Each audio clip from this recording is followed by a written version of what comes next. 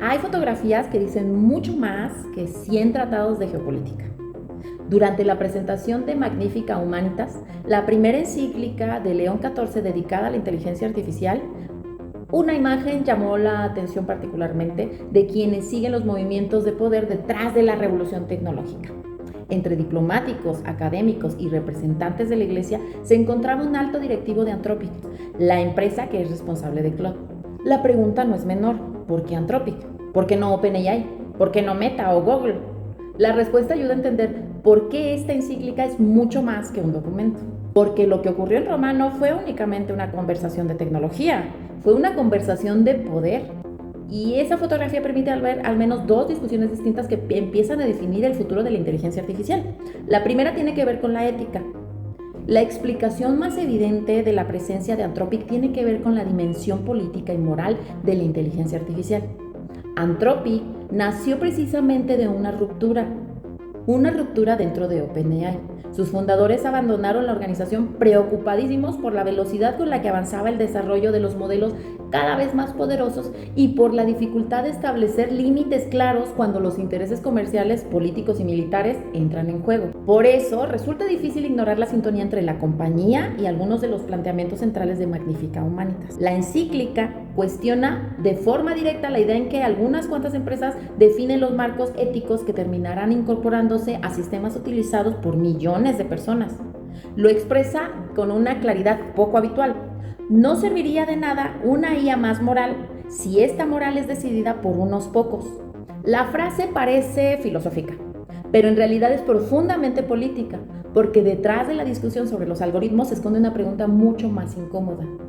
¿Quién decide los criterios bajo los cuales funcionan los sistemas capaces de influir en millones de personas? La pregunta parece abstracta, pero sus implicaciones son profundamente concretas. ¿Quién define los criterios de un sistema que influye sobre la información que considera relevante?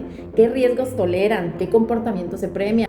¿Qué valores terminan integrándose silenciosamente a la infraestructura digital que estamos usando todos los días? La preocupación se vuelve todavía más visible cuando la encíclica aborda la automatización militar.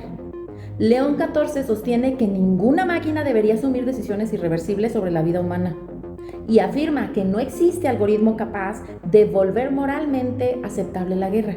La frase adquiere una dimensión importantísima cuando se observa el contexto internacional. Mientras distintos gobiernos buscan incorporar la inteligencia artificial en tareas de defensa, vigilancia e inteligencia estratégica, el Vaticano parece advertir que la velocidad tecnológica no puede sustituir la responsabilidad humana. Y aquí se encuentra una de las aportaciones más interesantes del documento. La discusión ya no es qué puede hacer el modelo. La discusión es quién tiene la legitimidad para definir los límites de lo que debería ser. Y una segunda lectura es mucho menos visible detrás de la presencia de Anthropic en Roma. No tiene que ver con regulación, tiene que ver con conocimiento. Mientras la opinión pública sigue observando la carrera por los chips, los centros de datos, la capacidad computacional dentro de la industria, comienza a aparecer una preocupación: la calidad del conocimiento con el que se entrenan los sistemas avanzados. Es aquí donde aparece uno de los activos más inesperados del Vaticano. La Biblioteca Apostólica conserva más de 85,000 manuscritos y cientos de miles de documentos históricos acumulados durante muchos siglos. Filosofía, historia, teología, lenguas clásicas, correspondencia diplomática y algunos de los debates intelectuales más extensos de la civilización occidental. Desde hace años también, el Vaticano ha trabajado en proyectos de digitalización y restauración apoyados por la inteligencia artificial para recuperar documentos deteriorados, reconstruir fragmentos ilegibles y preservar parte de la memoria intelectual de la humanidad.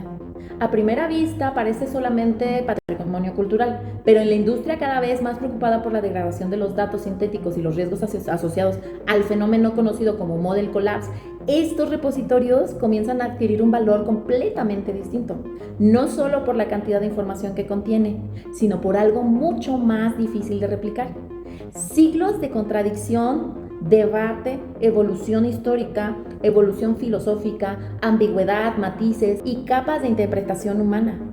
Precisamente aquello que rara vez se encuentra en ecosistemas digitales optimizados para la velocidad, la viralidad y el consumo instantáneo. Durante años pensamos que el poder de la inteligencia artificial dependería principalmente de quién tuviera más servidores, más chips y más capacidad computacional. Lo que esta fotografía parece sugerir es algo distinto, que en una industria obsesionada con el futuro, la memoria intelectual acumulada durante siglos comienza a adquirir un valor estratégico inesperado. Quizá por eso la imagen de Anthropic en Roma resulta significativa, no porque una tecnología busque legitimidad religiosa, tampoco porque el Vaticano quiera aspirar a convertirse en un actor tecnológico destacado. Lo importante es que ambos parecen haber llegado desde caminos completamente distintos a una conclusión similar. La inteligencia artificial ya no es una simple herramienta. Se está convirtiendo en una estructura capaz de influir sobre la información que circula, los criterios que utilizamos para interpretar la realidad y los valores que terminan incorporándose a sistemas cada vez más presentes en la vida. Por eso las dos discusiones que aparecieron sentadas en la misma mesa en Roma son tan importantes. La primera pregunta, ¿quién definirá las reglas? La segunda pregunta, ¿con qué conocimientos se construirán los sistemas? Y ambas, aunque distintas, apuntan hacia el mismo problema de fondo. ¿Quién conserva el derecho de moldear la infraestructura visible sobre la que comenzará a organizarse la experiencia humana del futuro?